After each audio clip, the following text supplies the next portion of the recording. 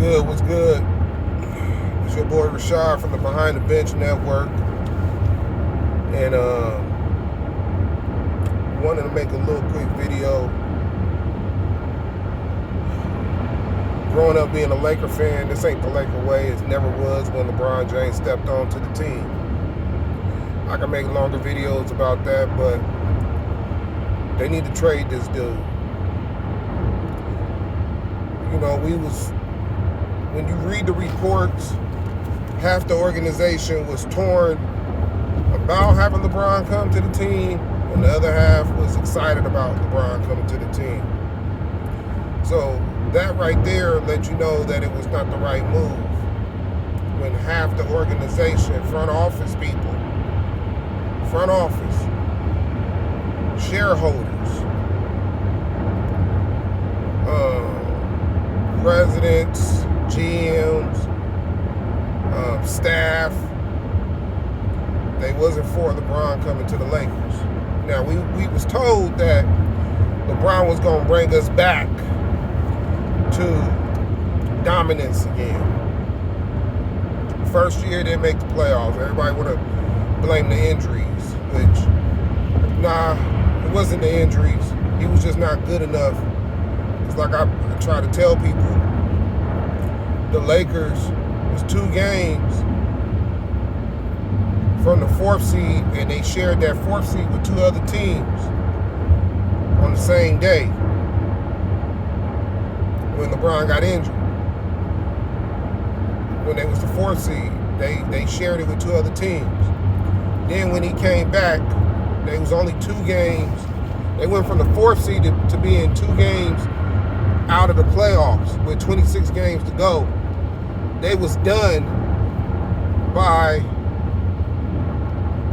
with 12 games left.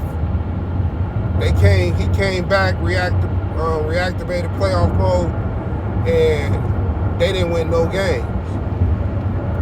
So he gets a pass. They trade everybody away. Anthony Davis come. The NBA does some slick stuff by tweaking their schedule, giving them the first 30 games, the easiest schedule that I ever seen being a Laker fan. You know, they're not playing the elite teams in the West 4 times. They're playing them 3 times, and playing the bottom feeder teams in the different divisions in the West 4 times, and playing the elite teams in the West in the other divisions 3 times. They do the same thing this year. I think they only play teams out of their division, like Utah. I think they only play them 3 times when they normally used to play them 4 times. So the NBA, and then the NBA gave them the easy schedule this year.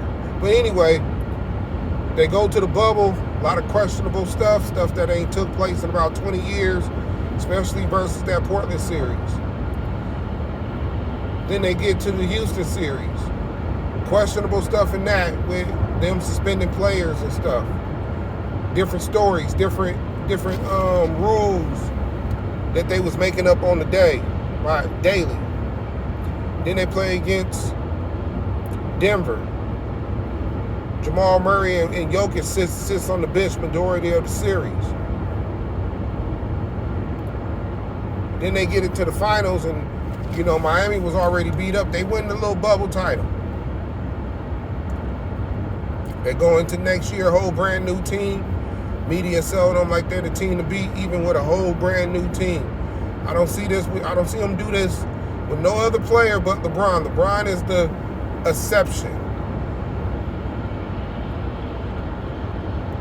Players that I felt was not going to help the team, from Marc Gasol to Dennis Schroeder to Uncle Wes to Andre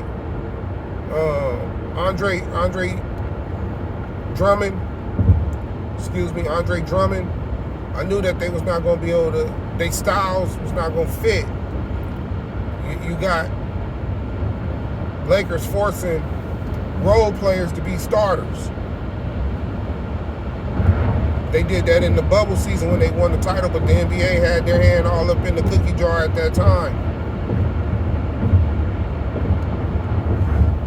But they get beat by the first round Phoenix Suns, which I don't understand. A lot of people did not have them as a legit team. We watched Phoenix Suns go into the bubble and go undefeated, play pretty much almost majority of the hard teams in the East and the West, went undefeated, wasn't no fluke wins. We watched Chris Paul take a no-talent OKC team to 7 games versus Houston. Or was it 6? It could have been 7. I could be wrong. So when Chris Paul went to Phoenix, I already knew they was going to be a top 3 team, if not top 4, easily. Because every team Chris Paul goes to, they're automatically a true contender. It's just bad fortune of players getting hurt that Chris Paul played with in the final. I mean, on those teams, are himself getting hurt, which led to him not advancing into the NBA Finals. So when I tell people Chris Paul's a top 5 point guard of all time, people look at me sideways and crazy. But that's a different topic for a different day.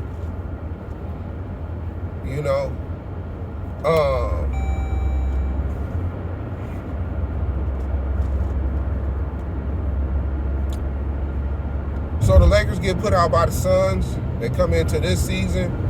I'm the only one in the world that said the Lakers ain't making the playoffs.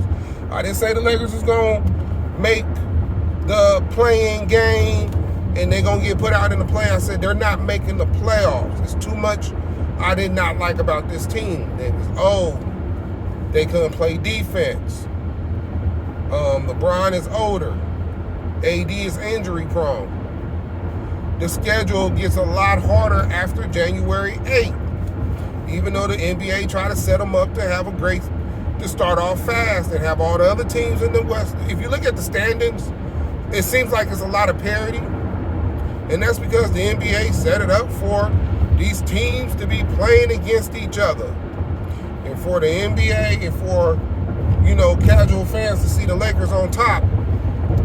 Any other team with this schedule, if you gave Phoenix the same schedule that they gave the Lakers, Phoenix is undefeated.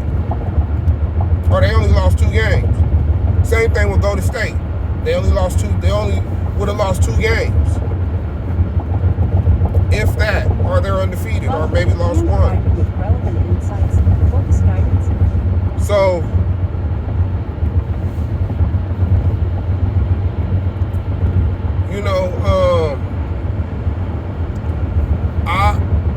the Lakers, LeBron is about to quit on the team after pretty much tonight, or if they lose to Houston, he'll be done.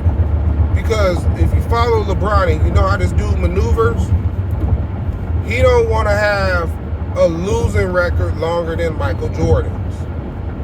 So he'll come up with he tweaked his ankle the other night, 2 games ago. He'll use that as an excuse. Or he'll come up with some type of old injury, groin, something that will have him sit out for a couple games. And then you hear people talking about, well, LeBron get rested. Can he win? Oh, the team ain't the same when LeBron ain't on the court. Well, they've been losing with LeBron on the court. Well, they didn't have this player. Sorry, this is sports. Everybody didn't have this player. It's just what it is. But he's not that dude. He stat passes. He stat pass against the easier teams. He's getting his 20 points in the first 2 quarters. And then he slows down for the rest of the game. And then people look at the box score and say, man, LeBron was out there beasting, but where was everybody else? Everybody else. If you look at the shot attempts, LeBron had all those shot attempts. So yeah, he was beasting. Everybody else wasn't, I guess. Maybe they was not given the opportunity to get in rhythm. And then when the game is on the line, now you expect these players to get in rhythm. If I was Lakers management, I'm trading everybody. I'm trading AD. I'm trading LeBron. I'm trading Westbrook. I'm trading whoever I could trade. I'm starting my rebuild process now because they got to rebuild. They gave away their whole future for LeBron, and what we was told was he was going to make them a contender for the next couple years while he was there. No, they're not contenders. They got a little bubble title, and that was it. But they have not looked like contenders. They don't look good. LeBron got too much control of this organization. He should have did this when he should have did this with a team like Minnesota or somebody where he could go and they don't really care. They ain't never won nothing in their life. But I would trade if they're able to trade LeBron to Cleveland, go ahead and get Jared Allen. I'll get Jared Allen and Kevin Love. If you got to do that to make the contracts match up, then that's what I'm doing. I'm taking those two back. We don't need no picks. Just get LeBron up out of here. And then I'm trading Anthony Davis for Julius Randle because New York fans don't appreciate Julius Randle. Bottom line. They don't believe in him. Even though I do.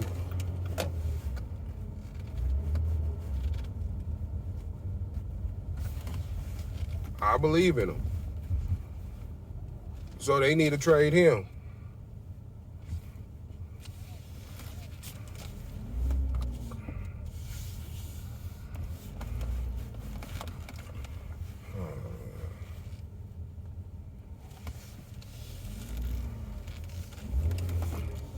Westbrook, take whatever you can get.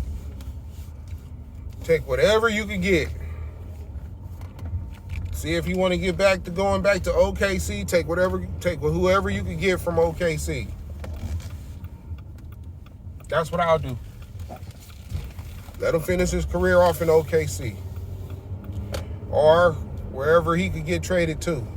Whoever's willing to take that salary, or maybe we trade him and take back a couple bad salaries. But if that's the case, do it. Get him off the team also. We don't need none of this. We don't need none of these people. DeAndre Jordan, Dwight Howard, buy their ass out towards the end of the year. Get their ass up out the team. Monk, get him off the team.